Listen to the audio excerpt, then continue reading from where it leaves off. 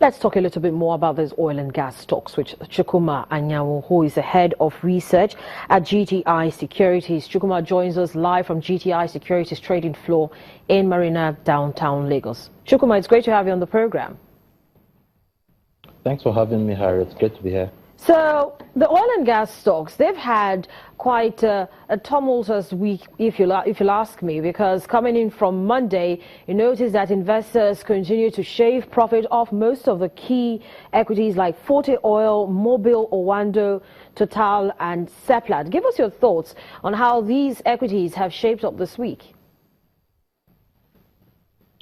Well, it's been a mixed bag.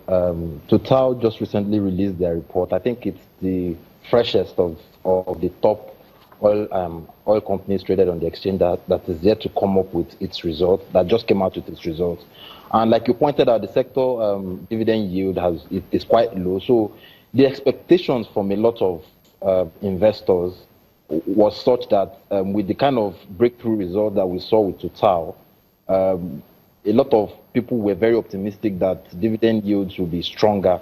But the thing is, a lot of those oil and gas companies, particularly the top tier ones, have done major price movements. I mean, right after the announcement of the acquisition of Mobil by NIPCO, we saw a major rally in the price of Mobil.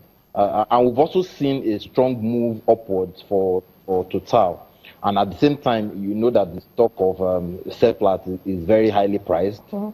So quite a lot of movement has happened in that sector. And what we are seeing now is, as a result of the disappointment that a lot of the investors got from the low dividend yields based on the final dividend payment from Total, which, if you ask me, is a clear outperformer in that sector. A lot of people have just decided to take profit where they've made some and just cut their losses where they haven't. So yeah, we are seeing some sell pressure from that segment, and it's largely because a lot of people weren't very impressed with the dividend yield, not necessarily in the performance. So do you think it's just a flash, or do you think it's something that will likely sustain up until, because we're coming into the last trading week for the month of March, and we know that at the time portfolio investors are of course preparing to close their books. So do you think this is something that this pressure that we see on oil and gas stocks will be sustained even till the end of the month?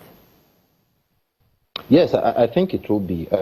Most other people would probably be looking at the Q1 numbers, which will be coming in after April.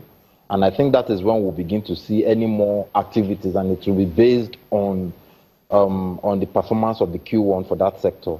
Also bearing in mind that no major news has come from the sector as far as the PIB and the regulation of the downstream sector is concerned. So nothing economically driven that can materially alter the performance of the sector, apart from the individual company's performance for Q1.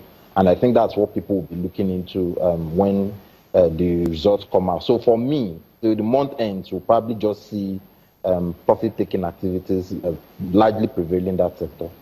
But which stocks in particular do you think will still be investors' favorite? It doesn't matter if there's any major news coming in to the market. Which ones in particular would be your pick? Total is a clear pick for me. It's a two-way thing. For Total, beyond the fact that they are doing very well in terms of the numbers they are churning out, they are also favorably positioned when the final deregulation of the downstream market is done because of their large retail outlets. So it's a company that is positioned for strong earnings growth. And we're already seeing that with the kind of performance they're turning out in revenue numbers, in the growth in their top line. And also, of course, when we see some stability in the FX, it's also a company that private equity investors, PFIs, are keenly interested in also. So it's a company that I have a long-term buy on. I'm also keenly watching Mobil.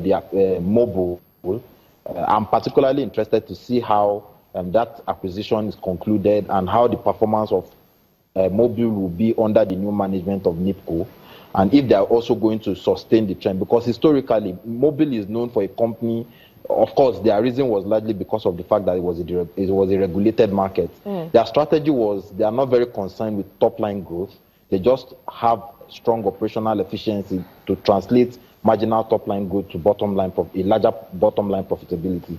So if NIPCO is also going to toe that path, then of course it's something that it will be interesting to see, because if you see if the downstream sector is properly deregulated, then we should expect that they should be thriving for growing their retail outlets so that they are as competitive with the likes of Total in the downstream business as they should be. So I'm also going to be keenly looking at Mobil to see how that company pans out. And for me, those are the major companies in that segment I'll be looking at. I'm not very optimistic with Oando as of yet. I think a lot still needs to be done for that company to realize its full potentials. And the major issue beyond the debt challenge for the company has always been that of corporate governance. So there's not a company that I'm 100%. I keep an eye on it because I think it's a company that has good upside momentum, provided they have they get their acts right. So I'll keep an eye on Oando, but for me, Mobil and Total are the major companies that I look out for in that segment. All right, Chukwuma Anyanwu, Head of Research at GTI Securities, many thanks for joining us on the program and sharing your perspectives with us. Well, Business Morning continues after now. Stay with us.